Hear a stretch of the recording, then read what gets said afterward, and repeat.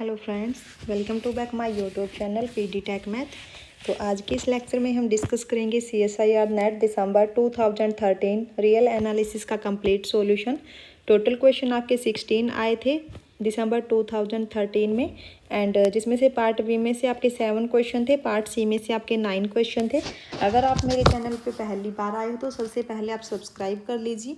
आपको यहाँ पे कंप्लीट सॉल्यूशन मिलेगा, कोई क्वेश्चन यहाँ पे स्किप नहीं किया जाएगा, ठीक है। तो मेरा टेलीग्राम चैनल भी है पीडी टेक मैथ के नाम से ही, इसको ज्वाइन कर लेना, यहाँ पे आपको अपडेट्स मिलती रहेगी। ओके, तो देखिए फर्स्ट क्वेश्चन क्या है। First question is that an and bn be sequences of real numbers satisfying mode of an is less than equal to mode of bn for all n greater than equal to 1 then first is इसने first में क्या कहा है कि अगर series bn converge करेगी then series an भी converge करेगी। ओके, एंड सेकंड में क्या कहा कि अगर सीरीज bn एब्सोल्युटली कन्वर्ज करेगी तो जो सीरीज an है वो भी एब्सोल्युटली कन्वर्ज करेगी। थर्ड में इसने क्या कहा कि अगर सीरीज an कन्वर्ज करेगी तो सीरीज bn भी कन्वर्ज करेगी। एंड फोर्थ में क्या कहा कि अगर an सीरीज एब्सोल्युटली कन्वर्ज करेगी देन bn भी एब्सोल्युटली कन्वर्ज करेगी, ठीक है। तो देखिए यहाँ पे इसने कहा है, और साथ में ये कंडीशन ध्यान रखना कि जो मोड ऑफ an है वो क्या है, less than equal to mod of bn। अगर मैं यहाँ पे फर्स्ट ऑप्शन के लिए एग्जांपल कंसीडर करूँ तो ध्यान रखना कि ये कंडीशन सेटिस्फाई होनी चाहिए। जब भी आप काउंटर एग्जांपल लो, मतलब ये कंडीशन जो दी हुई है ये आपकी सेटिस्फाई होनी चाहिए, ठीक है। फर्स्ट ऑप्शन के लिए मैंने यहाँ पे एग्जांपल कंसीडर कर लिया कि an is equal to 1/n and bn मैंने यहाँ पे कंसीडर की is -1 raise to the power n upon n। अगर मैं यहाँ पे मोड ऑफ an करूँ तो वो क्या है, less than equal to mod of bn, ठीक है। इक्वेलिटी तो यहाँ पे होल्ड होती ही है ना। ओके, तो यहाँ पे मैं ले सकती हूँ इस टाइप की। अब एक चीज़ देखिए यहाँ पे, अगर मैं सीरीज bn लिखूँ तो ये आपके पास क्या है, -1 raise to the power n upon n, और जो ये सीरीज है ये आपकी कन्वर्जेंट है बाय लेबनिज टेस्ट। ओके, ठीक है। एंड जो सीरीज an है, series an is 1/n and this series is divergent by p test. This series is divergent by p test. Okay, तो यहाँ से इस काउंटर एग्जाम्पल से आपका जो फर्स्ट ऑप्शन है वो आपका कॉन्ट्राडिक्ट हो गया, ठीक है। तो यहाँ से देखिए फर्स्ट ऑप्शन आपका इनकरेक्ट है। सेकंड में इसने क्या कहा कि अगर सीरीज bn एब्सोल्युटली कन्वर्ज करती है then series an is also absolutely convergent, ठीक है। ये आपकी बिल्कुल सही है। और थर्ड देखिए क्या है कि series bn converges whenever series an is converges. Third के लिए मैं यहाँ पे देखिए काउंटर एग्जाम्पल ले लेती हूँ। थर्ड के लिए काउंटर एग्जाम्पल कंसिडर कर लीजिए। यहाँ पे लेट, अगर मैं यहाँ पे an को 0 सीक्वेंस कंसिडर कर लूँ and bn is 1/n, okay, then अब यहाँ पे देखिए जो मोड ऑफ an है is also less than equal to mod of bn, and now here series an is convergent because this is 0 sequence and 0 series, and जो series bn है ये आपके पास क्या है, डाइवर्जेंट बाय p टेस्ट, ठीक है। तो यहाँ से आपका जो थर्ड ऑप्शन है वो भी आपका इनकरेक्ट हो गया। ऐसे ही जो देखिए फोर्थ ऑप्शन है, फोर्थ ऑप्शन भी आपका ऐसे ही इनकरेक्ट हो जाएगा। अगर मैं यहाँ पे an को कंसीडर कर लूँ फोर्थ ऑप्शन के लिए 1/n² एंड bn को अगर मैं यहाँ पे कंसीडर कर लूँ इज 1/n, तो यहाँ पे देखिए जो an है सीरीज ये तो आपकी क्या बनेगी, कन्वर्जेंट होगी, ठीक है। बट जो सीरीज bn होगी वो आपकी डाइवर्जेंट हो जाएगी बाय p टेस्ट। तो फोर्थ ऑप्शन भी आपका इनकरेक्ट हो गया। अब यहाँ पे देखिए first third and fourth option आपका इनकरेक्ट हो गया, तो बी पार्ट का है ये क्वेश्चन, सेकंड ऑप्शन आपका ऑटोमेटिकली करेक्ट हो जाएगा। ओके, अब नेक्स्ट क्वेश्चन देखिए, question number second. Question number second क्या है, if series n1 to infinity an is absolutely convergent then which of the following is not true. हमें यहाँ पे ये बताना है कि इसमें से कौन सी स्टेटमेंट ट्रू नहीं है। अब यहाँ पे देखिए इसने क्या कहा है कि this series is absolutely convergent, है ना, यानी कि mod of an is convergent, then this implies अगर कोई भी सीरीज एब्सोल्युटली कन्वर्जेंट है then this series is also an convergent. अगर आपके पास सीरीज कन्वर्जेंट है देन दिस इम्प्लाइज उसकी जो nth टर्म है वो आपकी 0 को टेंड करेगी as n tend to infinity. Then this implies series an is tend to 0 as n tend to infinity. Okay, तो यहाँ से आपके जो फर्स्ट स्टेटमेंट है वो तो आपकी करेक्ट हो गई, लेकिन हमें यहाँ पे नॉट ट्रू बताना है, तो फर्स्ट ऑप्शन आपका इनकरेक्ट हो गया। अब सेकंड ऑप्शन के लिए देखिए, हमें पता है कि जो साइन फंक्शन जो है वो आपका क्या होता है, बाउंडेड, उसकी जो रेंज होती है साइन की वो -1 to 1 होती है, and sine theta is also less than equal to 1, है ना। Then we have mod of an sin of n is less than equal to mod of an, है ना, and we have to given that this series an is absolutely convergent, then this is mod of an is convergent,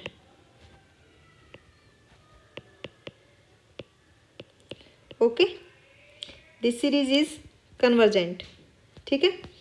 then this implies by comparison test mod of an sin of n is also convergent, okay, since अगर आपके पास मैंने क्या कहा था कि अगर series आपकी absolutely convergent है then this series is also an convergent, then this implies series A N sine of N is convergent, okay.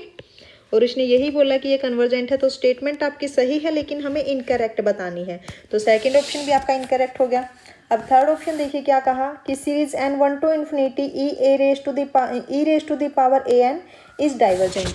अब यहाँ पे देखिए, अगर मैं थर्ड ऑप्शन की बात करूँ तो हमें क्या गिवन है कि जो सीरीज है वो आपके पास एब्सोल्युटली कन्वर्जेंट है ना, यानी कि mod of an is convergent, ठीक है, is convergent. Then this implies जो उसकी nth टर्म है वो आपकी 0 को टेंड करेगी as n tend to infinity, and this implies e raise to the power an is 10 to e raised to the power 0, and we know that e raised to the power 0 is 1. Then this implies e raised to the power an is 10 to 1 which is not equal to 0 as n tend to infinity। और मैंने क्या कहा कि अगर series convergent होगी तो पक्का उसकी nth टर्म आपकी 0 को टेंड करेगी, है ना, बट यहाँ पे तो ये 1 को टेंड करती है। Then this implies this series e raised to the power an is divergent, okay, is divergent, ठीक है। तो यहाँ से जो थर्ड ऑप्शन है वो भी आपका क्या हो गया, सही हो गया, इसने डाइवर्जेंट ही बोल रखा है, यानी कि इनकरेक्ट हो गया।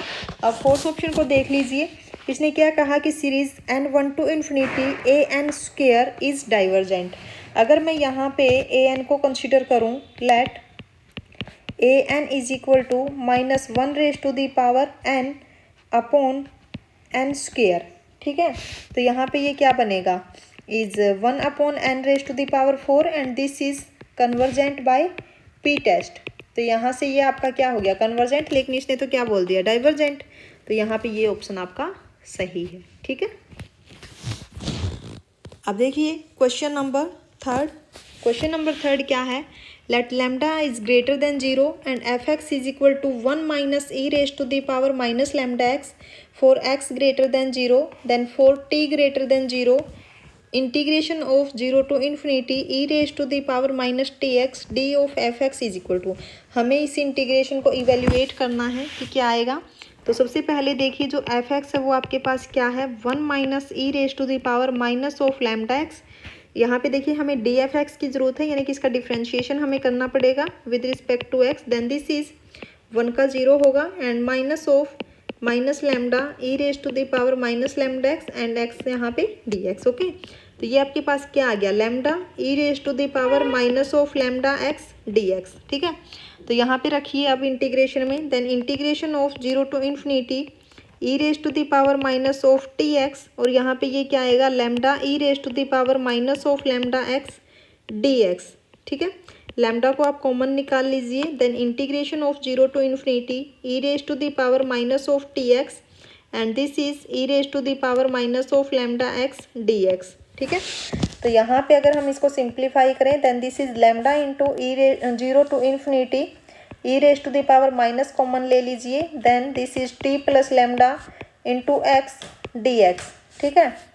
अब जब आप इसका इंटीग्रेशन करोगे तो इंटीग्रेशन यहाँ पे क्या आएगा, इंटीग्रेशन यहाँ पे आएगा आपके पास, this is lambda upon minus of T plus lambda and E raise to the power minus of t plus lambda into x 0 to infinity, and this is lambda upon minus of t plus lambda, and यहाँ पे क्या आएगा 0 minus 1। ठीक है, तो ये आपके पास आ गया lambda upon T plus lambda, यानी कि दिस इम्प्लाइज फर्स्ट ऑप्शन आपका यहाँ पे क्या हो जाएगा, करेक्ट।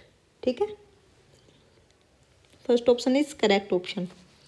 देन नेक्स्ट क्वेश्चन क्या है, question number 4, let f x is equal to sine x by x if x is not equal to 0 and 1 if x is equal to 0, then f is discontinuous. यहाँ पे देखिए continuity और differentiability हमें check करनी है। अगर मैं यहाँ पे किसी भी आर्बिट्रेरी पॉइंट ए पे कंटिन्यूटी की बात करूँ तो क्या होती है कंडीशंस, कौन सी कंडीशन सेटिस्फाई होनी चाहिए। देखिए अगर मैं यहाँ पे बात करूँ continuity at x is equal to a be an arbitrary element, then first condition is left hand limit at x is equal to a, ये हमें फाइंड आउट करनी है। Then second is right hand limit at x is equal to a, and third is the function value at x is equal to a, then f is continuous. क्या होना चाहिए, अगर left hand limit is equal to right hand limit is equal to F of A, अगर ये condition आपकी satisfy है कि ये तीनों की तीनों इक्वल है तो हम क्या बोल देंगे कि जो फंक्शन है वो कंटिन्यूस हो जाएगा। ठीक है, सेकंड अगर मैं यहाँ पे डिफरेंशिएबिलिटी की बात करूँ तो क्या आएगी, A differentiability at x is equal to A, तो बाय डेफिनेशन अगर मैं यहाँ पे बात करूँ क्या होगी definition, then f dash a is equal to limit x tend to a f of x plus a minus f of a, definition यही होगी क्या।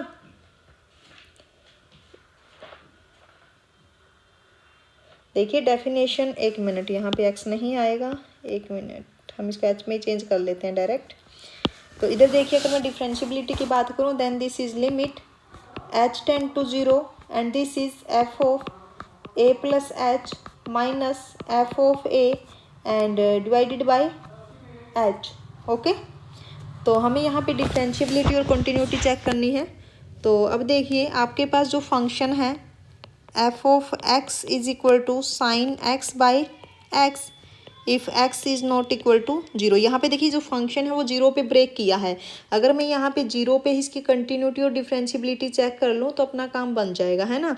तो अब देखिए कंटिन्यूटी अगर मैं चेक करूँ then this is limit x tend to 0 f of x, क्या आएगी, यही आपकी लेफ्ट हैंड लिमिट और राइट हैंड लिमिट है, क्योंकि देखिए राइट हैंड लिमिट और लेफ्ट हैंड लिमिट का इस पर फ़र्क नहीं पड़ने वाला, वो मॉडुलस फंक्शन पे ज़्यादा फर्क पड़ता है। ठीक है, तो आप डायरेक्ट यहाँ पे लिमिट निकालिए, limit x tend to 0 and this is sine x by x.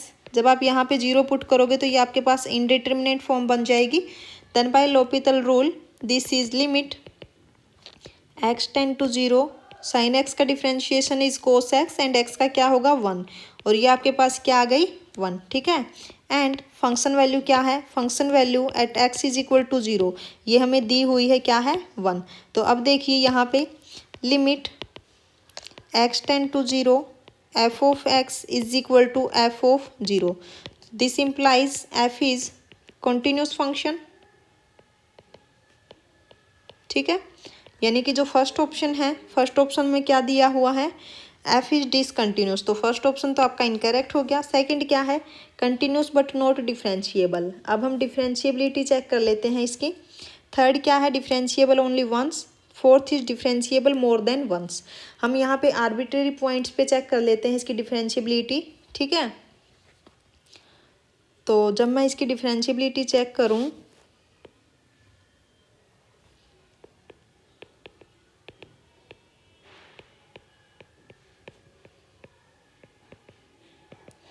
देखिए डिफरेंशिएबिलिटी क्या है, definition f dash at a, अगर मैं यहाँ पे ए पॉइंट पे चेक करूँ then this is limit x tend to a f of a plus h tend to 0, h tend to zero f of a plus h minus of f of a and divided by h. Okay, यहाँ पे put कर लीजिए। Then this is limit h tend to zero f of a plus H, क्या आएगा sine of a plus h and divided by a plus h minus of sine of a by a and divided by h. ठीक है, तो यहाँ पे जब आप H की जगह पे जीरो पुट करोगे, यानी कि जीरो पे जब टेंड करवाओगे, तो ये आपका क्या बनेगा, यहाँ पे देखिए अगर मैं इसको थोड़ा सिंप्लीफाई करूँ, then limit h tend to zero and this is a sine of a plus h and minus sine of a into a plus h and divided by a h into a plus h. ठीक है, तो यहाँ पे जब आप H zero की तरफ tend करवाओगे तो ये आपकी जीरो बाई जीरो फॉर्म बनेगी indeterminate. Then by L'Hopital rule यहाँ पे क्या आएगा, limit h tend to zero and this is a cos of a plus h and minus of यहाँ पे क्या आएगा sine of a and divided by a into a plus two h. Okay, जब यहाँ पे आप जीरो पुट करोगे तो ये आपके पास बनेगा a cos of a minus of sine a and divided by a square. ठीक है, तो यहाँ पे देखिए जिस टाइप की आपकी डिफ्रेंशियबिलिटी आई है, मैं न्यू पेज ले लेती हूँ। यहाँ पे क्या आया है आपके पास, जो एफ डैश ए है, F dash a is a cos of a minus of sine of a and divided by a square. अब यहाँ पे देखिए कहाँ पे प्रॉब्लम हो सकती है इसको, जीरो पे, तो मैं यहाँ पे जीरो पे अलग से चेक कर लेती हूँ इसकी डिफ्रेंशियबिलिटी, अदरवाइज ये हर जगह पे क्या होगा, डिफ्रेंशिएबल होगा। ठीक है, अब हमें यहाँ पे जीरो पे चेक करनी है। देन एफ डैश जीरो क्या होगी, अगर मैं जीरो पे चेक करूँ at x is equal to zero, then f dash zero is limit h tend to zero and this is f of zero plus h minus f of 0 and divided by h. Okay, and this is limit h tend to 0 f of h minus f of 0 and divided by h. Okay, अब यहाँ पे देखिए limit h tend to 0 f of h आपके पास क्या आएगा, sine of h by h and minus f of 0 क्या है 1 एंड डिवाइडेड बाई h। ठीक है, तो ये आपके पास क्या आ गया, limit h tend to 0 and this is sine h minus h by h square. तो ये आपके पास जीरो बाई जीरो फॉर्म बनेगा, indeterminate form. Then by L'Hopital rule ये आएगा limit h tend to zero, this is cos of h minus one upon two h. तो ये भी आपके पास क्या आ गया, zero by zero form. Then again by L'Hopital rule this is limit x tend to zero और ये बनेगा minus of sine h and divided by two. तो यहाँ पे क्या आ गया, zero. Then this is exist finitely. ठीक है, यानी कि जो फंक्शन है वो आपका डिफरेंशिएबल है हर जगह पे। ठीक है, तो ऑप्शंस चेक कीजिए। फर्स्ट है continuous but not differentiable, second option आपका इनकरेक्ट हो गया। थर्ड क्या है, डिफरेंशिएबल ओनली वंस, ये भी आपका इनकरेक्ट है क्योंकि बहुत सारे पॉइंट्स पे डिफरेंशिएबल है, हम आर्बिट्ररी पॉइंट लेके चले थे। Then fourth option is differentiable more than once, fourth option आपका बिल्कुल सही है। ठीक है, ओके। देन नेक्स्ट क्वेश्चन देखिए, question number 5, let f from closed interval 0 1 to closed interval 0 1 be any twice differentiable function satisfying f of a x plus 1 minus a into y less than equal to a f x plus 1 minus a into f Y for all x y in closed interval 0 1 then for all x y in open interval 0 1। यहाँ पे है ना, इस condition को आप ध्यान से देखो एक बार, ये कंडीशन आपकी किसकी होती है, और अगर एक्स वाई आपका कहाँ से है, क्लोज्ड इंटरवल 0 1 से, कन्वेक्स फंक्शन की। ठीक है, अगर मैं यहाँ पे डेफिनेशन राइट करूँ कन्वेक्स फंक्शन की, तो क्या है डेफिनेशन, देखिए वहाँ से पता चल जाएगा। देखिए convex function,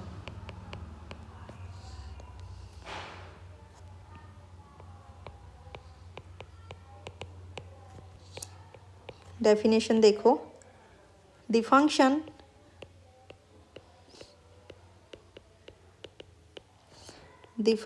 is convex, which means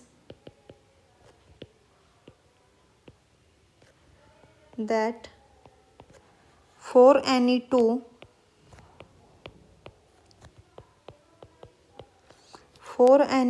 points x1 and x2 in its domain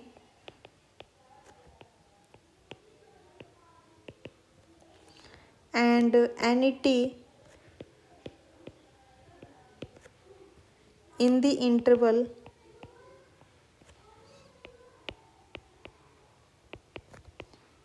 0, 1, the following inequality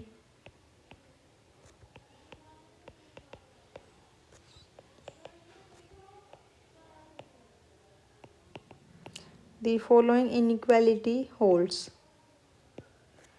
This is f of t x1 plus 1 minus t x2 less than equal to t f of x1 plus 1 minus T F of x2। अब जो अपना question है उसके अंदर हमें क्या दी हुई है, गिवन हमें क्या दिया हुआ है, f of a x plus 1 minus a y less than equal to a f of x plus 1 minus a f of y. हमें भी यहाँ पे कन्वेक्स फंक्शन दिया हुआ है, ठीक है, ओके, ठीक है। Then this implies f is convex function,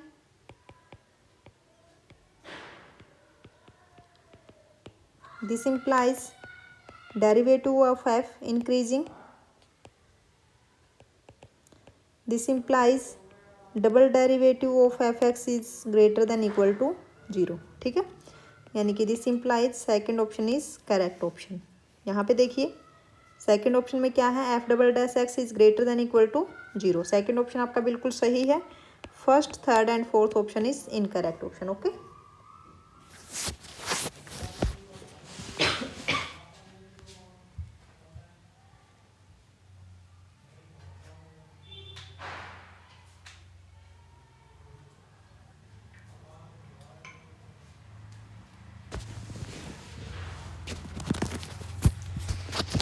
अब देखिए next question, question number 6।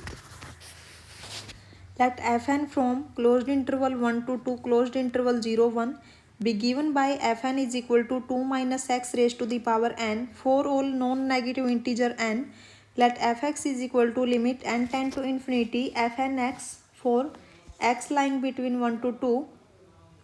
Then which of the following is true? Okay, then first is a continuous function on closed interval 1 to 2.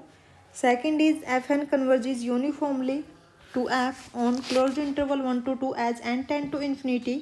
Third is limit n tend to infinity integration 1 to 2 fn x is equal to integration 1 to 2 fx. And fourth is for any a in open interval 1 to 2 we have limit n tend to infinity fn dash a is not equal to f dash a.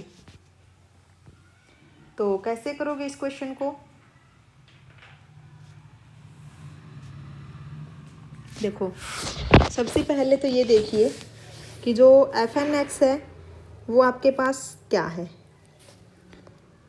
F n x is equal to 2 minus x raise to the power n, और जो x है वो कहाँ से कहाँ तक है, 1 to 2, ठीक है। अगर मैं यहाँ पे x की जगह पे मैं अगर 1 पुट करूँ, put x is equal to 1, this implies f n 1 क्या आ गया यहाँ पे 1, और अगर मैं यहाँ पे 2 पुट करूँ, put x is equal to 2, then this implies f n 2 is 0 and if x lying between strictly 1 to 2, then this implies f n x is 10 to 0 as n 10 to infinity, okay. यानी कि जो function है आपके पास वो क्या आ गया, clearly f of x is equal to 1 if x is equal to 1 and 0 if x lying between strictly in the side 1 and is less than equal to 2. Okay, तो यहाँ से देखिए क्या पता चल गया हमें, this implies f is discontinuous.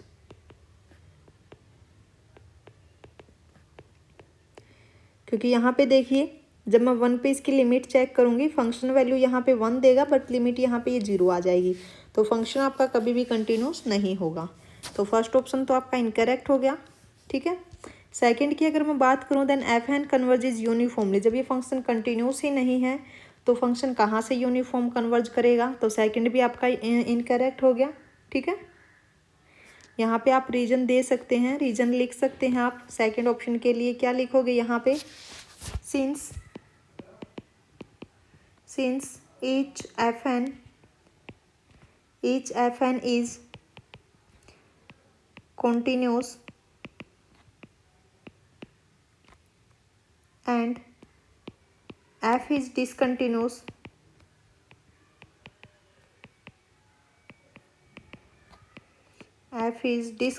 this implies fn does not tend to f। Okay, third option देखिए, यहाँ पे हमें इंटीग्रेशन की लिमिट फाइंड आउट करनी है। देखो थर्ड ऑप्शन को अगर मैं यहाँ पे करूँ,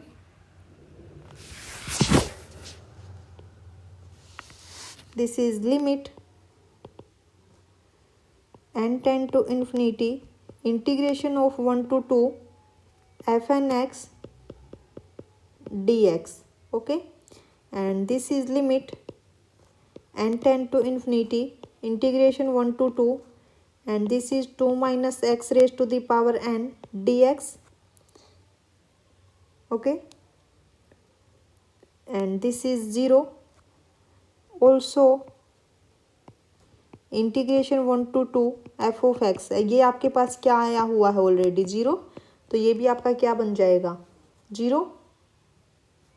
ठीक है, as n tend to infinity ये आपका 0 की तरफ जाएगा और ये फंक्शन वैल्यू आपके पास पहले से ही 0 है, तो ये आपके पास इंटीग्रेशन क्या आएगा 0। ठीक है, तो यहाँ से ये दोनों तो क्या हो गए equal. This implies limit n tend to infinity integration over 1 to 2 fnx dx is equal to integration over 1 to 2 f of x dx। ठीक है, तो यहाँ से थर्ड ऑप्शन तो आपका बिल्कुल सही है। अब हम फोर्थ देख लेते हैं क्या है। For any a in 1 to 2 we have limit n tend to infinity f n dash a is not equal to f dash a, है ना। Now we know that,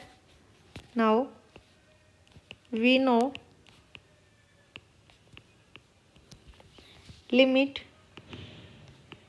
n tend to infinity f n x dx is equal to fx, then this implies limit n tend to infinity f n dash x is equal to f dash x। जब ये for all x के लिए true है तो ये a के लिए भी ट्रू होगा, लेकिन यहाँ पे ये नॉट इक्वल बोल दिया इसने, है ना, तो यहाँ से फोर्थ ऑप्शन आपका इनकरेक्ट हो गया। ओके, चलिए नेक्स्ट क्वेश्चन पे। Question number 7, let f be closed interval 0 1 to open interval 0 1 is continuous mapping, then which of the following is not true। यहाँ पे हमें not true बताना है। then first is f is subset of closed interval 0 1 is a closed set implies f of f is closed, and second is if f of 0 is less than f of 1 then f of 0 1 must be equal to f0 f1, and third is there must exist x in open interval 0 1 such that fx is equal to x, and fourth is image of closed interval 0 1 is not equal to open interval 0 1। तो यहाँ पे देखिए इसको कैसे करोगे आप।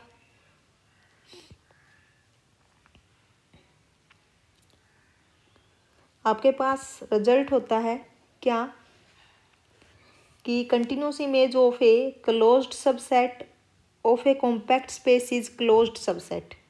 ठीक है, अब यहाँ पे देखिए जो मैपिंग है आपके पास कंटिन्यूस है, डोमेन आपके पास क्लोज्ड है ना। ओके, तो यहाँ पे कैसे अप्लाई करोगे आप,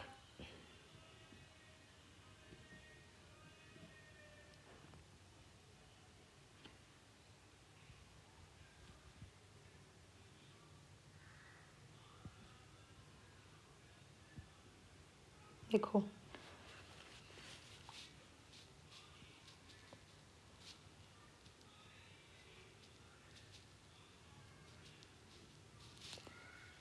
आपके पास क्या है रिजल्ट, यहाँ पे हम लिख देते हैं।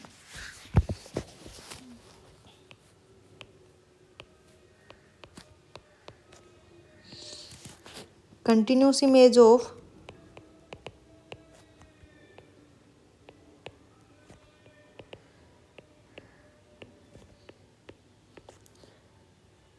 a closed subset of a compact space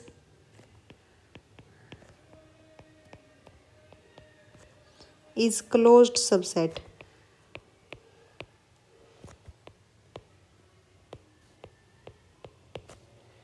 Okay, and suppose F is continuous mapping. F is continuous mapping from compact metric space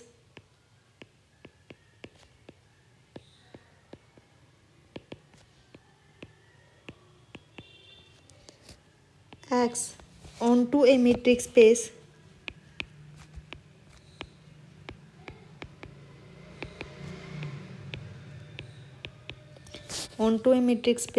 if F is closed subset of X, then F of F is closed subset of Y. Okay, ठीक है। अगर मैं इसका proof करूं तो कैसे होगा, देखिए, close subset of A compact set is compact, closed subset of A compact set is compact. Okay, thus F is compact. Then continuous image of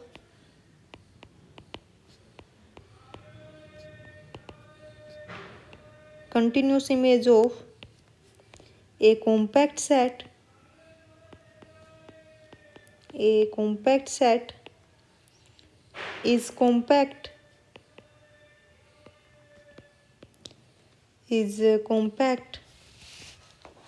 and hence F of F is compact. F of F is compact. Okay, and then compact set in a metric space are closed, hence F of F is closed. Okay, देखिए, compact sets in a metric space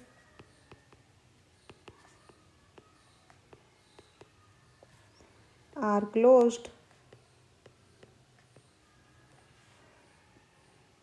hence F of F is closed. कौन सा option correct होगा, आप यहाँ से देखिए।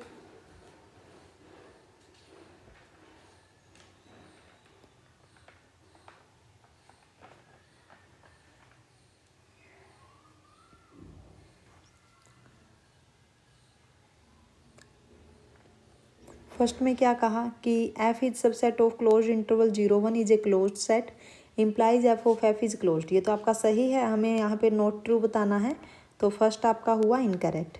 Second भी आपका क्या है, अगर मैं यहाँ पे सेकंड को देखूँ तो देखिए, F of 0 is less than F of 1, then F of closed interval 0 1 must be equal to F of 0 to F1।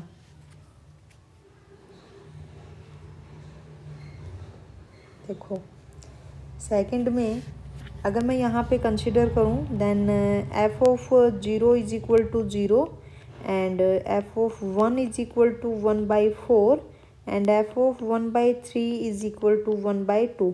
अगर मैं यहाँ पे ग्राफ इसका ड्रॉ करूँ तो कुछ इस टाइप का बनेगा, this is 0, this is 1 and 1/2। तो ग्राफ जो इसका होगा कुछ इस टाइप का होगा, है ना।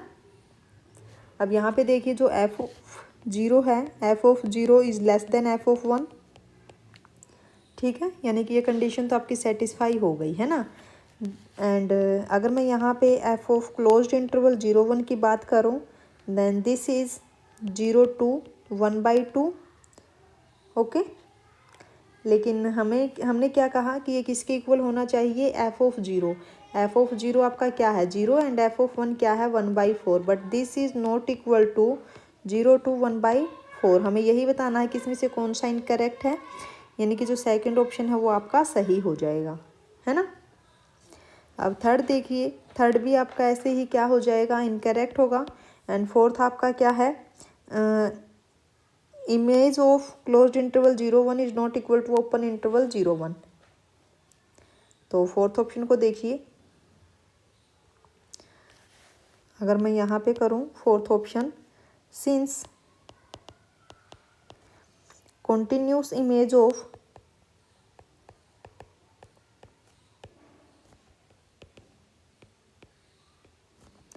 continuous image of a compact continuous image of a compact set must be compact, okay। here ये आपके पास क्या है, कॉम्पैक्ट है, क्लोज्ड है, बाउंडेड है, तो जो इसकी इमेज है वो भी आपकी क्या होनी चाहिए, कॉम्पैक्ट होनी चाहिए। बट हमें तो इमेज क्या दे दी इसने, ओपन इंटरवल 0 1, और ये क्या है, not compact. Then this implies f of closed interval 0 1 is not equal to open interval 0 1, यानी कि फोर्थ ऑप्शन भी आपका इनकरेक्ट हो जाएगा यहाँ से, क्योंकि हमें यहाँ से वो बताना है जो फॉल्स हो। तो सेकंड ऑप्शन अकेला ऐसा ऑप्शन है जो कि इस कंडीशन को सेटिस्फाई नहीं करता, ठीक है। तो यहाँ पे आपके ख़त्म होते हैं पार्ट बी के क्वेश्चन। अब हम स्टार्ट करेंगे पार्ट सी के, ठीक है। यहाँ तक अगर कोई प्रॉब्लम हो एक बार देख सकते दोबारा से, अगर फिर भी समझ में ना आए तो डिस्क्रिप्शन में मेरा नंबर मिल जाएगा आपको, ठीक है, कॉन्टैक्ट नंबर, आप वहाँ से पूछ सकते हो। अब देखिए question number 8, let CAR be the subset of R2 given by CAR is collection of all XY in R2 ordered pair, है ना, ऑर्डर्ड पेयर में है ये, such that x minus a square plus y square is equal to r square. अब यहाँ पे देखिए जो CAR है ये क्या है, एक सर्कल की इक्वेशन है जिसमें R क्या है, रेडियस है, और A क्या है, यहाँ पे सेंटर है, ठीक है। Which of the following subset of R2 are connected. सबसे पहले हमें डेफिनेशन पता होनी चाहिए कनेक्टेड की क्या होगी। तो देखिए डेफिनेशन क्या होगी,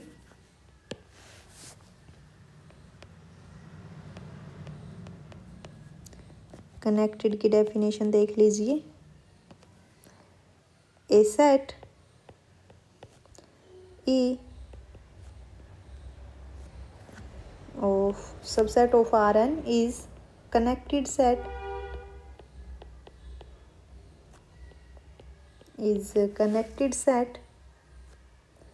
that cannot be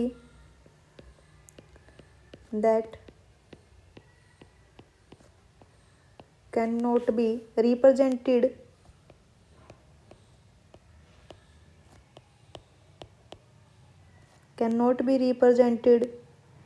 as the union of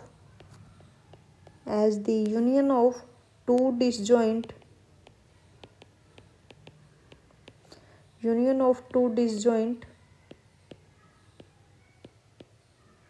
non-empty sets A B which satisfy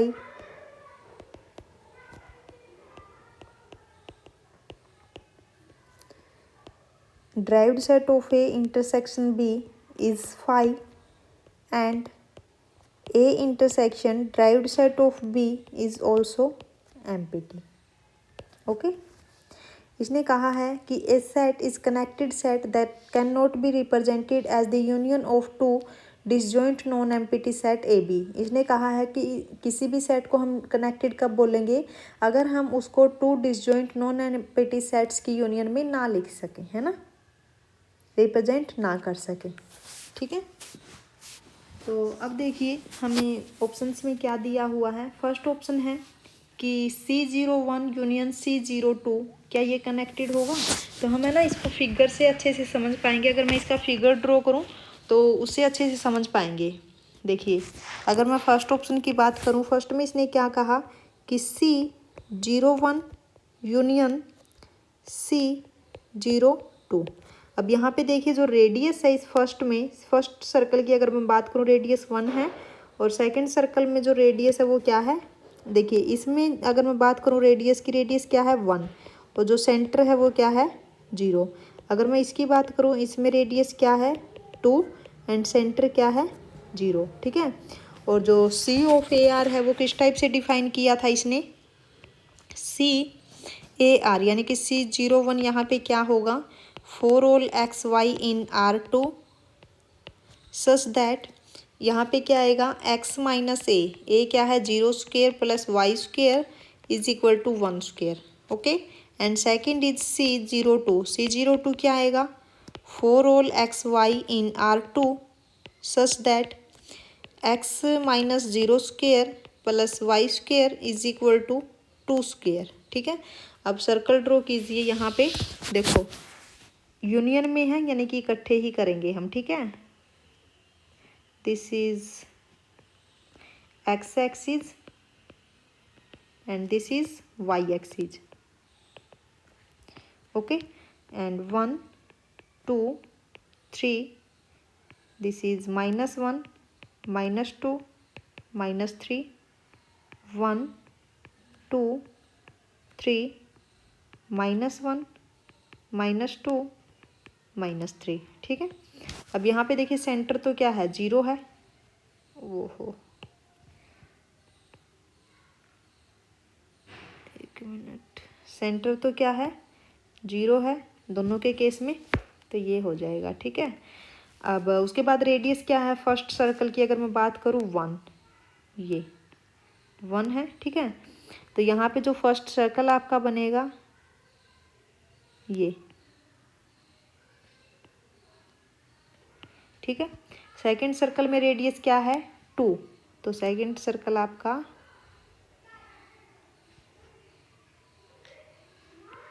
ये, अगर मैं यहाँ पे लिख भी दूँ this is C01 and C02। ठीक है, यहाँ पे देखिए आपके पास ये तो क्या हो गया,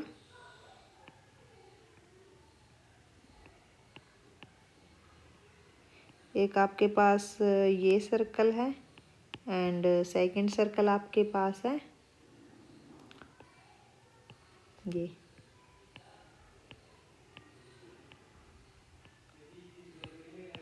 वैसे यहाँ पे ना इसने लेस देन की तो बात की ही नहीं है ना, एक सर्कल बनाया है बस, उसके अंदर का पार्ट तो इसने लिया ही नहीं। फिर ठीक है, यहाँ पे तो हमें वैसे भी इंटरसेक्शन देखनी है कि ये कहीं पे इंटरसेक्ट करेगा, है ना, तो अगर ये इंटरसेक्ट ही नहीं कर रहा कहीं पे तो कनेक्टेड की बात ही नहीं होगी, फिर कनेक्टेड ही नहीं होगा ये, है ना। देखिए कहीं पे भी जो ये दोनों सर्कल हैं क्या ये कहीं पे भी इंटरसेक्ट कर रहे हैं एक साथ। देखो यहाँ पे हम क्या रीजन देंगे अब क्लियरली, दे won't intersect,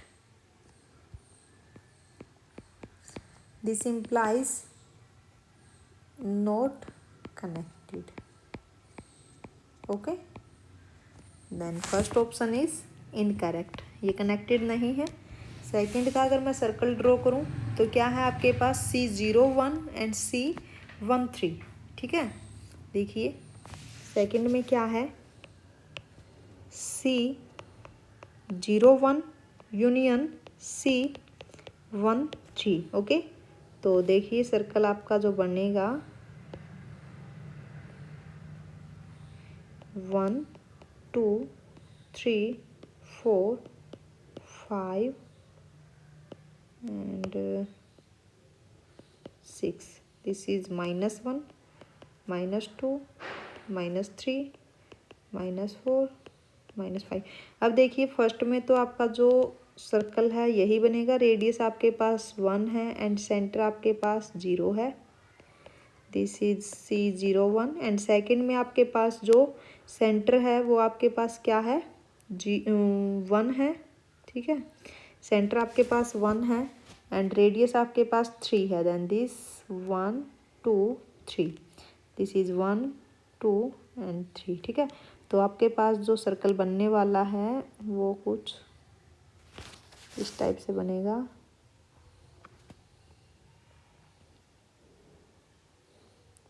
ठीक है, ये आपके पास है C13। ये भी देखिए कहीं पे भी इंटरसेक्ट नहीं कर रहा। ठीक है, दे वोंट इंटरसेक्ट। ठीक है,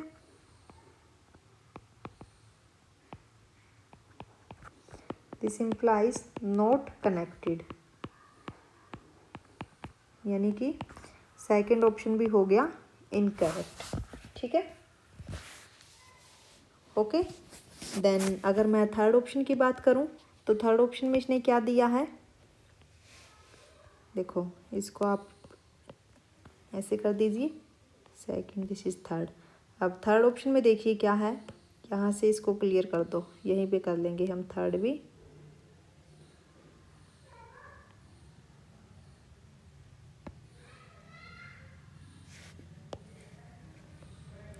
थर्ड ऑप्शन में दिया है C01 यूनियन C11। ओके, अब अगर मैं इसका सर्कल ड्रॉ करूं,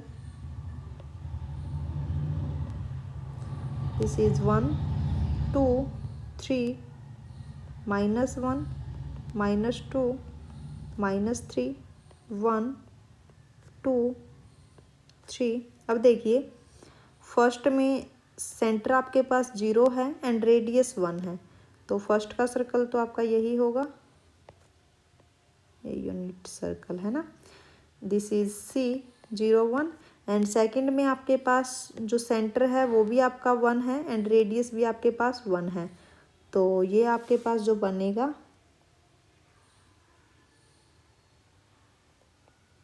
ऐसे, दिस इज C11। ठीक है, तो यहाँ पे देखिए ये दो पॉइंट्स पे इंटरसेक्ट कर गया, एक तो आप यहाँ पे एक यहाँ पे, ये दो जगह पे इंटरसेक्ट कर गया है ना।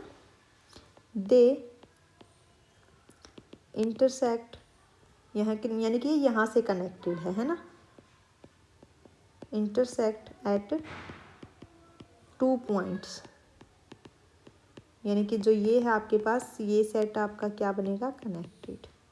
ठीक है, this implies option third is correct option and fourth is C01 union C21। इसका ड्रॉ कीजिए, तो ये आपके पास क्या बनेगा, यहीं पे कर लेते हैं हम फोर्थ के लिए।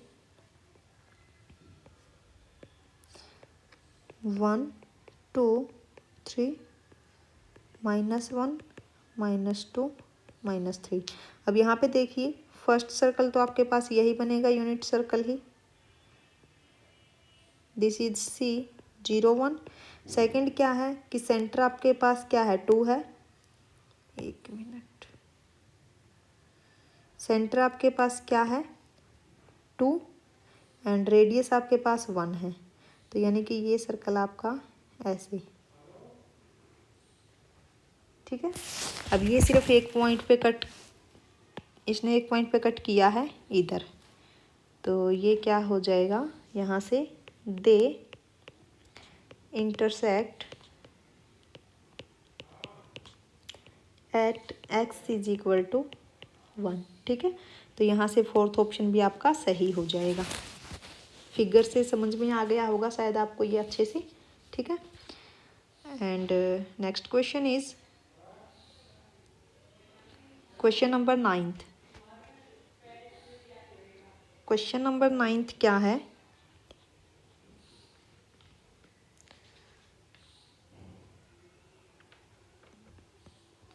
क्वेश्चन नंबर 9 देखिए क्या है।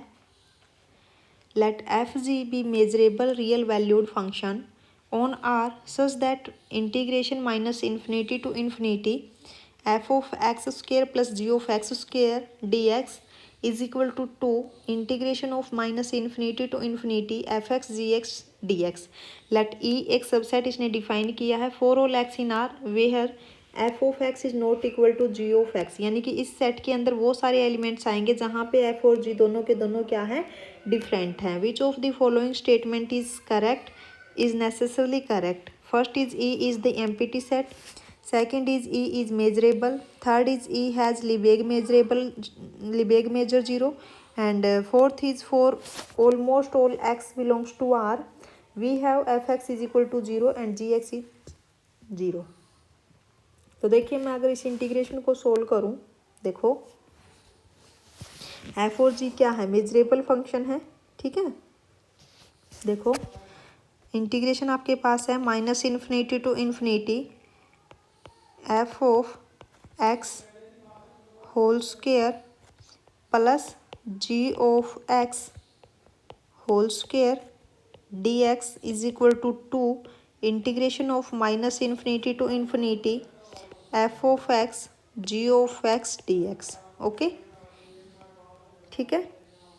This implies minus infinity to infinity. अब देखिए लिमिट भी आपकी सेम है और एक्स के रिस्पेक्ट में ही डिफ्रेंशिएशन है, तो हम ऐसे लिख सकते हैं इसको f of x square plus g of x square minus 2 f of x g of x D x is equal to 0।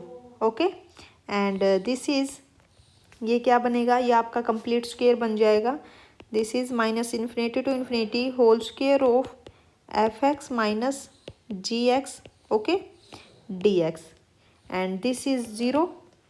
This implies f of x minus g of x whole square is equal to 0 almost everywhere, almost everywhere। okay, then this implies f of x minus g of x is equal to 0 almost everywhere।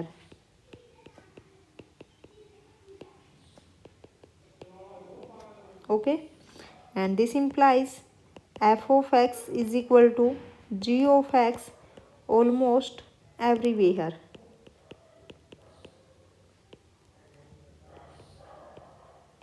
ठीक है, then this implies E has Lebesgue measure 0, और यहाँ से आपका क्या आ गया, third option is correct option, and this implies E is measurable, then this implies second option is correct option. ठीक है, देखिए सेकंड क्या है, मेजरेबल सही है, E has Lebesgue measure 0, third option भी बिल्कुल सही है, then first and fourth option is incorrect option. ठीक है, ठीक है ना। तो अब देखिए नेक्स्ट क्वेश्चन, क्वेश्चन नंबर 10।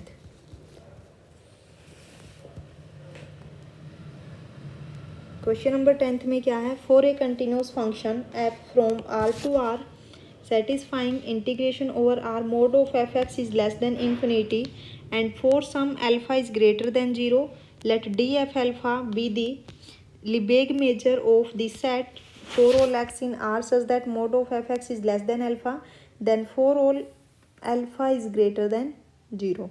तो ये क्या है, first is alpha, df alpha is less than equal to integration over R mod of fx dx, second is alpha square df alpha is less than df, ये आपके पास d। Okay, तो अब देखिए अगर मैं यहाँ से इस क्वेश्चन को करूँ, ये डायरेक्ट रिजल्ट बेस ही होगा। ठीक है, रिजल्ट भी क्या है, जो कंडीशंस आपको दी हुई है उसी के अकॉर्डिंग। ठीक है, यहाँ पे देखिए we know we know if mode of f is Lebesgue integrable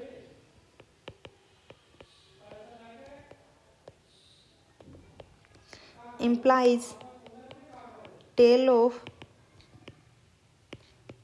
df alpha tend to 0 that is df alpha tend to 0 as alpha tend to infinity. Okay, then this implies alpha df alpha tend to 0 as alpha tend to infinity, and this implies alpha df alpha is less than equal to integration over r, and mode of f of x is true. Then first option is correct option, other three options are incorrect. Okay, and next question देखिए, question number 11th। Question number 11th क्या है? The function f from R to R is given by f of x is equal to e raise to the power mod of x plus x square plus mod of x square minus 1। Then which of the following is true about the function R. यहाँ पे हमें differentiability check करनी है। तो देखिए ये कहाँ कहाँ पे डिफ्रेंशिएबल होगा और कहाँ पे नहीं होगा। ठीक है, देखो अपने पास क्या है, मॉडुलस फंक्शन है, और हमें पता है मॉडुलस फंक्शन आपका हर पॉइंट पे डिफरेंशिएबल ये नहीं होगा, है ना। तो देखिए किस पॉइंट पे डिफरेंशिएबल नहीं होगा, हमें जो फंक्शन दिया हुआ है f of x is equal to e raise to the power mod of x plus x square and plus mod of x square minus 1। Okay, and mod of x square minus 1 is not differentiable at किस किस point पे, x is equal to plus minus 1, है ना। And E raise to the power mod of x plus x square is not differentiable at 0। Then f is not differentiable at 1, -1 and 0। ठीक है, तो यहाँ पे देखिए ये कैसे आपका 0 पे डिफरेंशिएबल नहीं है। इसको जब आप 0 पुट करोगे मोड एक्स को, तो यहाँ से आपके पास एक्स आपका 0 आ जाएगा, और यहाँ से जब इसको जब आप 0 पुट करोगे then mod of x square minus 1 is equal to 0। तो इधर से क्या आएगा, x square minus 1 is equal to 0, then x is equal to plus minus 1। यहाँ पे ये डिफरेंशिएबल नहीं होगा। ठीक है, तो ऑप्शंस में देखिए फर्स्ट ऑप्शन में क्या है, it is not differentiable exactly at 3 points, बिल्कुल सही है। सेकंड में कहा it is not differentiable at 0, बिल्कुल सही है। It is differentiable at x is equal to 2, ये भी सही है। It is not differentiable at x and minus 1, तो ये भी बिल्कुल सही है, यानी कि चारों ऑप्शन यहाँ पे सही है। ठीक है, नेक्स्ट क्वेश्चन देखिए, question number 12th। Consider the sequence of rational numbers Q के where k is greater than equal to k, where qk is equal to summation of n1 to k 1 upon 10 raised to the power n square, that is the sequence is q1 is equal to 0.1, q2 is equal to 0.1001, and third is q3 0.1001 4 times 01, and up to so on. Which of the following is true? First is this sequence is bounded and convergent in q. Second is this sequence is not bounded. Third is this sequence is bounded but not a Cauchy sequence. And fourth is this sequence is bounded and Cauchy but not convergent in Q. तो अब ये देखिए आपके पास जो Q K है, ये आपके पास क्या है, सीक्वेंस ऑफ रैशनल नंबर्स, है ना। देखो the sequence Q K is the sequence of rational numbers. Okay, is the sequence of rational numbers, and क्योंकि आपके पास क्या है, this is series n1 to k and 1 upon 10 raised to the power n square. Okay, and this is n is equal to 1 to k and can be written as 1 upon 10 raised to the power n square. Okay, since 1 upon 10 ये modulus आपका क्या होता है, less then 1, this implies qk is convergent, is convergent. This implies Cauchy and this implies bounded. Okay तो यहाँ से आपका जो फर्स्ट ऑप्शन है वो तो आपका इनकरेक्ट हो गया। क्या है first option? This sequence is bounded and convergent in Q. ठीक है, तो यहाँ से ये फर्स्ट ऑप्शन आपका इनकरेक्ट हुआ इन क्यू की वजह से। And second is this sequence is not bounded, ये भी गलत हो गया क्योंकि बाउंडेड है। This sequence is bounded but not a Kosi, ये भी आपका इनकरेक्ट हो गया क्योंकि कोसी भी है। फोर्थ क्या है? This sequence is bounded and Kosi but not convergent in Q. ये देख लीजिए ये क्यू में कन्वर्जेंट कैसे नहीं है। ठीक है, कन्वर्जेंट तो है but not convergent in Q. अब फोर्थ को देखिए, अगर मैं फोर्थ ऑप्शन की बात करूं then given Q1 is equal to 0.1, Q2 is equal to 0.1001 up to so on clearly the sequence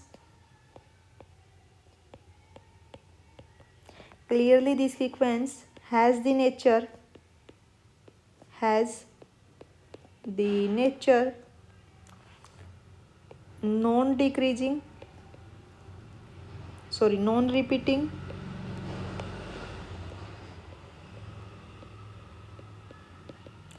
non-repeating non-vanishing non-recurring decimal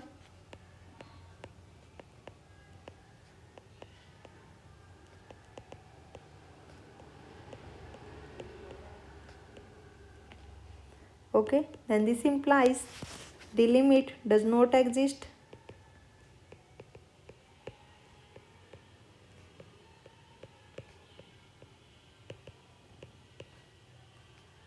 The limit does not exist, नहीं exist तो करेगी, does not belong to rational, that is limit Qk as n tend to infinity does not belongs in Q। तो यहाँ से देखिए fourth option आपका बिल्कुल सही हो जाएगा। ठीक है, फोर्थ ऑप्शन में इसने यही कहा है। ओके, नेक्स्ट क्वेश्चन देखिए, question number 13, which of the following subsets of R2 are uncountable. यहाँ पे हमें अनकाउंटेबिलिटी चेक करनी है। फर्स्ट क्या है? collection of all ordered pair elements AB in R2 such that A is less than equal to B। हम इसको बोल देते हैं A set, this is B, this is C and D। Okay, तो यहाँ पे देखिए अगर मैं फर्स्ट ऑप्शन की बात करूँ then consider a set M in which -x2x such that x is positive real number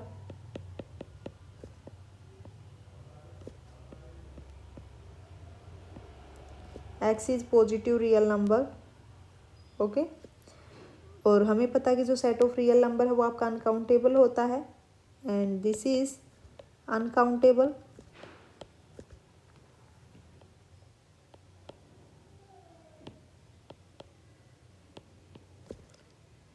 okay, as positive real number। Okay, and also जो m है वो क्या है? Subset of A. अगर m आपका अनकाउंटेबल है तो a भी क्या होगा? अनकाउंटेबल। ठीक है, तो फर्स्ट ऑप्शन आपका सही है बिल्कुल। सेकंड में क्या कहा कि for all A b in R2 such that a plus be in Q। अब देखिए सेकंड ऑप्शन के लिए अगर मैं इसी m को कंसीडर करूं तो जो ये m है ये आपका b का भी सबसेट है।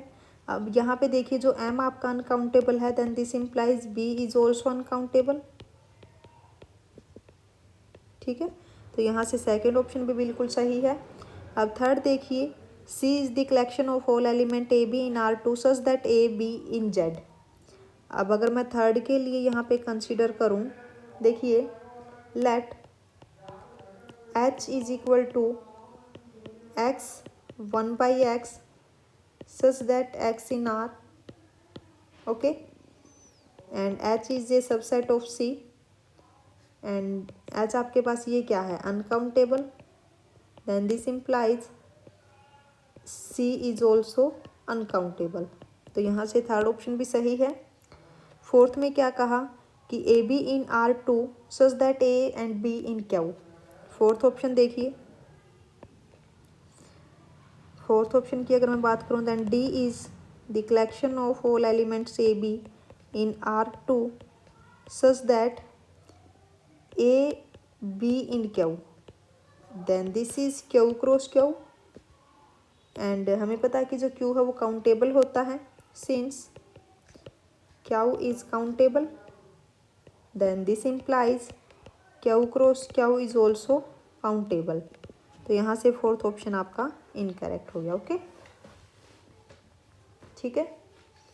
अब नेक्स्ट क्वेश्चन देखिए, question number 14, let a n be a sequence of positive numbers such that a1 is greater than a2 is greater than a3 up to so on, then which of the following is are always true?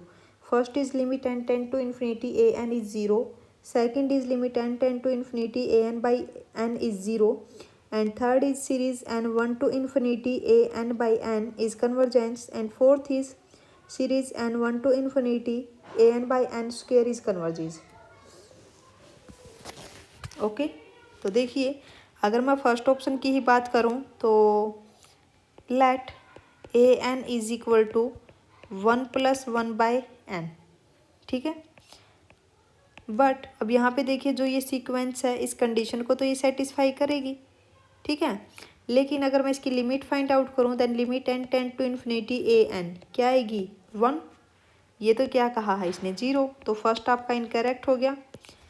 Second क्या है कि limit n tend to infinity a n by n is 0, second को कैसे करोगे, देखिए ये we have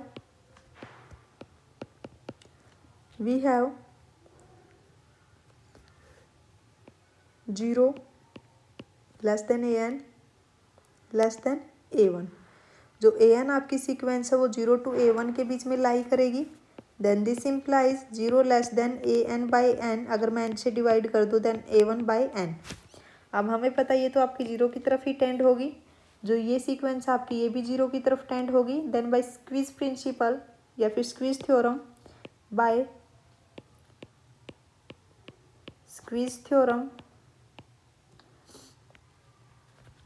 limit n tend to infinity a n by n is tend to 0, तो second option आपका बिल्कुल सही है।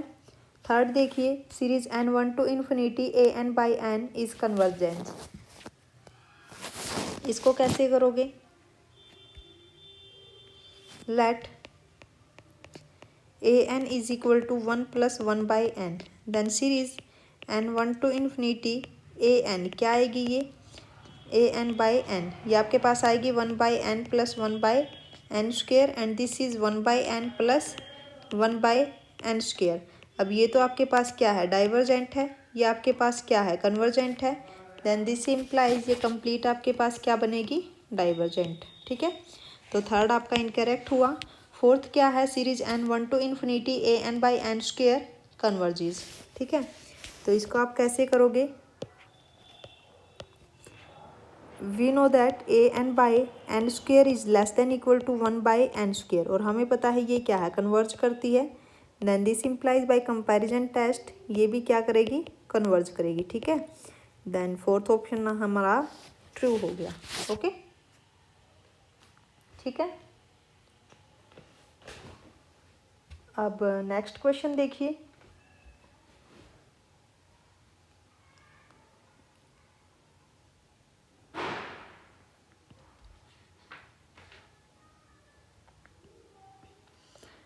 if f from s to s is a function, then we say by fk the function f of f यानी कि composition है k times f की, let composition of f with f up to k times, let f1 and f2 be two functions defined on R2 as follows, f1 xy is equal to x plus 1 y plus 3 and f2 xy क्या है, x minus 3 y minus 2. Then first is for any positive integer k there exists a unique ab in R2 such that f1 k 0 0 is equal to f2 k ab.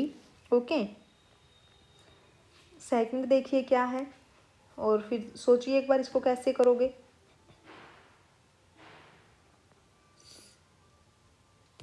देखिए अगर मैं यहाँ पे करूँ first option, देखो अगर मैं first option को यहाँ पे करूँ तो कैसे करोगे इसको. अगर मैं n2 के लिए कंसीडर करूँ देन f1 2 xy क्या आएगा, ये कंपोजिशन अप टू 2 टाइम्स है ना. Then this is f1 of f1 with xy is equal to f1 of f1 xy. Okay, and this is f1. अब f1 xy क्या है आपके पास, this is x plus 1 and y plus 3 and this is x plus 2 into 1 and this is y plus 2 into 3. ठीक है, then this is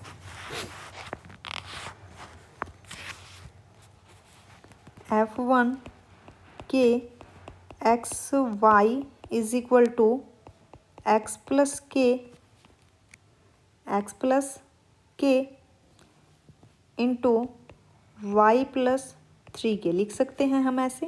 के को हमने 2 लिया है and similarly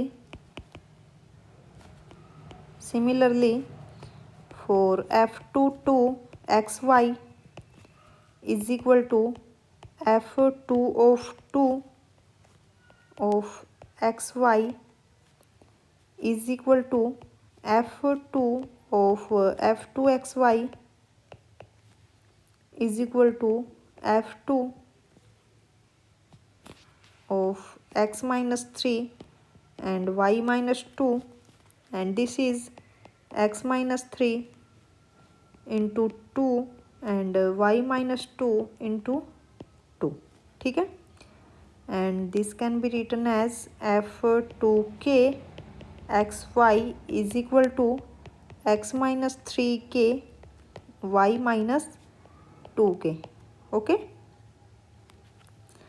and f1k at 0 0 is equal to f2k at ab. This implies k 3k is equal to a minus 3k and y minus 2k. Okay, then this implies अगर मैं यहाँ से इनको इवेल्युएट करूँ then a is equal to 4k and b is equal to 5k. That is a b is equal to 4k and 5k. Okay, therefore there exist a b for all k satisfying 1. ठीक है, यानी कि जो first option है वो तो आपका correct है.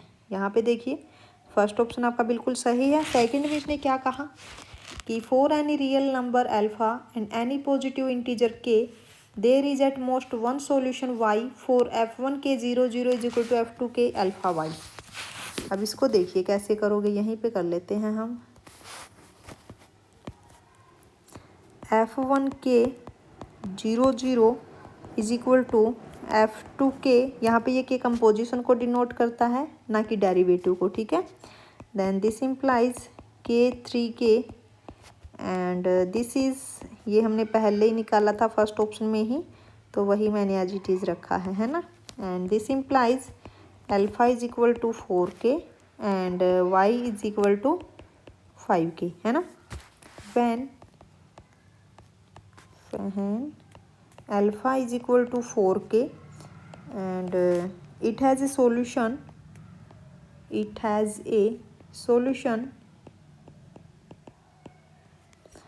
y is equal to 5k and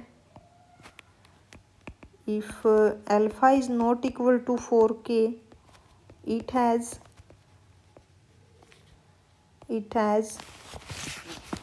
no solution. It has no solution. Okay, 4-ol alpha in R. Then this implies there exists at most one solution. This implies second option आपका बिल्कुल सही है. Okay, second option भी आपका correct है. अब third option देखिए क्या है. There exist a b in R2 such that F1 k a b is not equal to F2 k x y for any x y in R2 and any positive integer k. तो देखिए अगर मैं third option को करूँ यहीं पे, then assume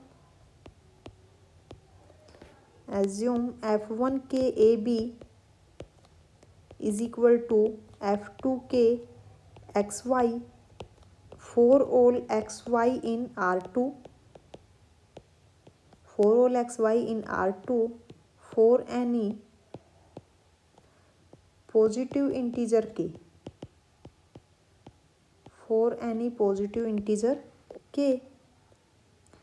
implies a plus k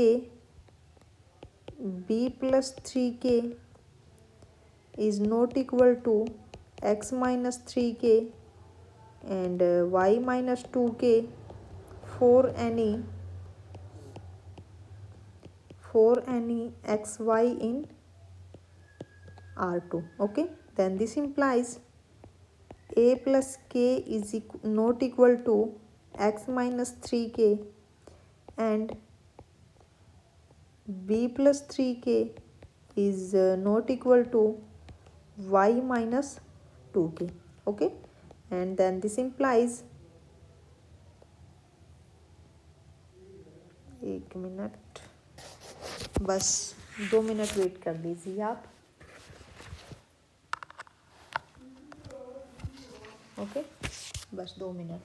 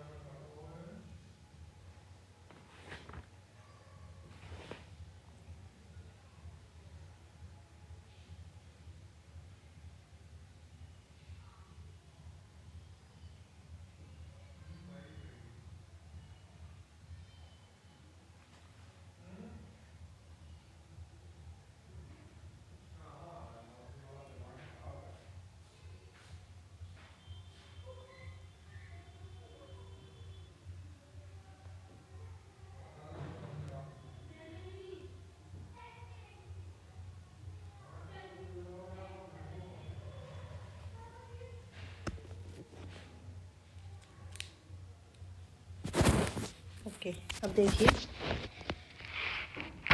यहाँ से क्या आ गया था आपका,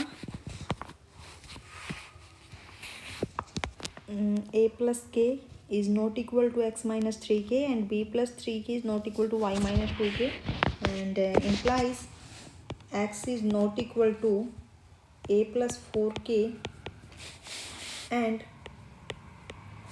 y is not equal to b plus 5k.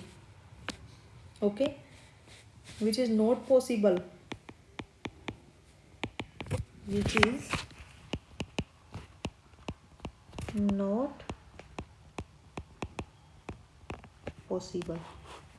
since there exists a b such that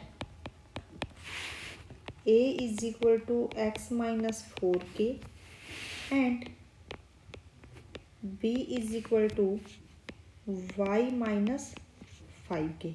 okay, तो यहाँ से जो थर्ड ऑप्शन है वो आपका इनकरेक्ट हो जाता है। एंड फोर्थ क्या है, f1 इज लीनियर ट्रांसफॉर्मेशन। तो क्या ये लीनियर ट्रांसफॉर्मेशन है? देखिए फोर्थ को अगर मैं यहाँ पे करूँ देन f1 xy क्या है, is x plus 1 and y plus 3। Okay, then f1 1, then f1 0 0 क्या आएगा 1 3 which is not equal to 0 0। तो यहाँ से ये लीनियर नहीं है, this is not a linear transformation.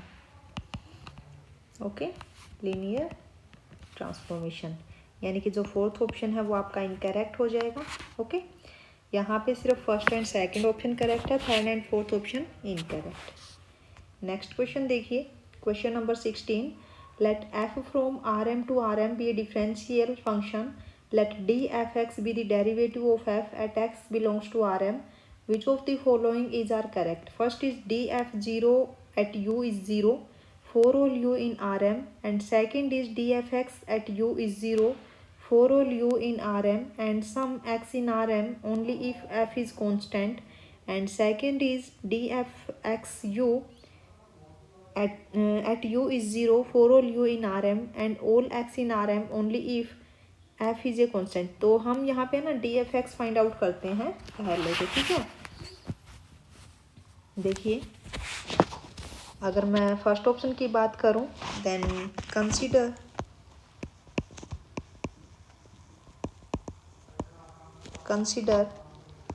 f from r to r by f of xy is equal to x plus y and xy, then df at 0 0 क्या आएगा, is ये आपका मान लीजिए फंक्शन f1 है, this is f2, then partial derivative of f1 with respect to x is हमें यहाँ पे 0 पुट करना है तो ये 1 आ जाएगा, this is 1 0 0। Okay, and df at 0 0 u1 u2, तो ये आपके पास क्या बनेगा 1 1 0 0 and this is u1 u2। तो यहाँ से आपके पास आएगा u1 plus u2 and 0 which is not equal to 0। तो फर्स्ट ऑप्शन तो आपका क्या हो गया, इनकरेक्ट हो गया। अब हम चलते हैं सेकंड ऑप्शन की तरफ। सेकंड ऑप्शन के लिए कंसीडर कर लीजिए, now consider f from r2 to r2 by, function को किस टाइप से डिफाइन करेंगे, f x y is equal to x square by 2 minus of x and y square by 2 minus of y. Okay, then d of f of x y is equal to, यहाँ से ये क्या आएगा x minus 1 0 0 y minus 1। Okay, and this is d of f of 1 1 is equal to 0 0। जब x और y की जगह पे आप 1 पुट करोगे तो ये कंप्लीट क्या बन जाएगी 0 0। सो D F eight 1 1 u1 u2 ये क्या आ जाएगी 0 0, ठीक है। But f is not constant, but जो लेकिन हमने जो फंक्शन यहाँ पे कंसिडर किया है ये आपका नॉन कॉन्स्टेंट है, but f is not constant. Okay, तो सेकंड ऑप्शन आपका यहाँ से इनकरेक्ट हो गया। First incorrect, second incorrect, third क्या है d f x is equal to 0 for all u. तो थर्ड को कैसे करोगे, देखिए थर्ड और फोर्थ और कर लेते हैं हम। Now d of f of x into u is equal to 0 for all u belongs to r m and all x in r m, that is क्या मतलब है इसका, this is del F1 into u del F2 into u up to del FM into u is equal to 0 0 up to 0. Okay, and then this implies del Fi is equal to 0 for all I is equal to 1 2 up to m. Then this implies F is constant. Okay, then this implies option 3 is correct. ठीक है, and now option 4 देखिए, consider f of xy is equal to x plus y x plus y. Okay, तो यहाँ पे derivative क्या आएगा, partial derivative of f1 with respect to x is 1. Similarly यहाँ पे भी 1 1.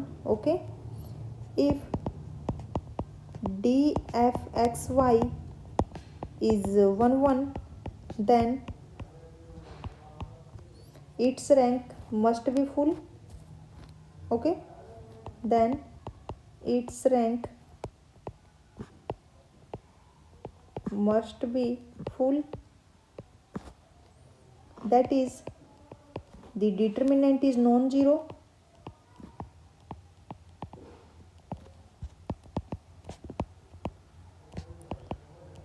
But here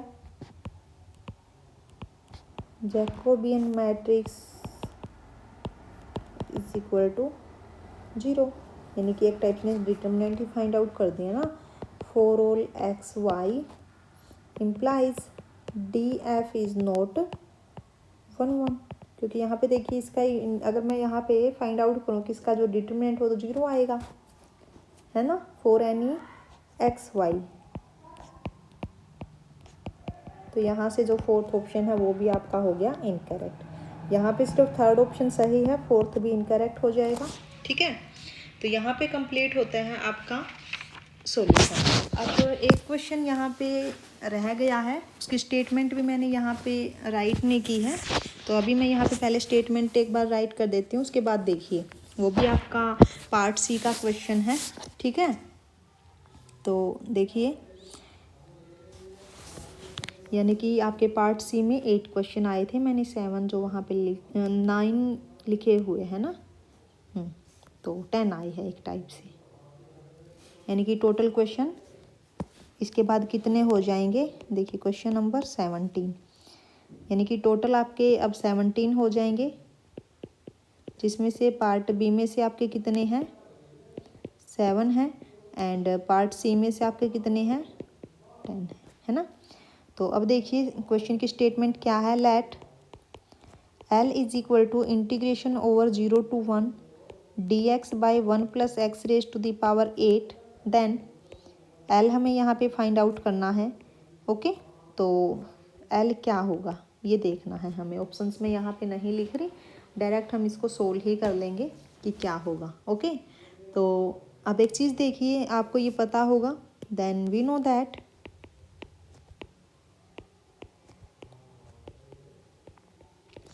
integration over 0 to 1 dx by 1 plus x raise to the power 8 is greater than equal to 0 to 1 dx by 1 plus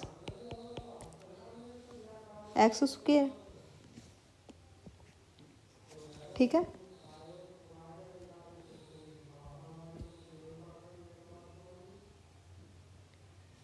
ठीक है, 0 to 1 की बात की है मैंने, ये 0 to 1 में कहा है मैंने ये. ठीक है,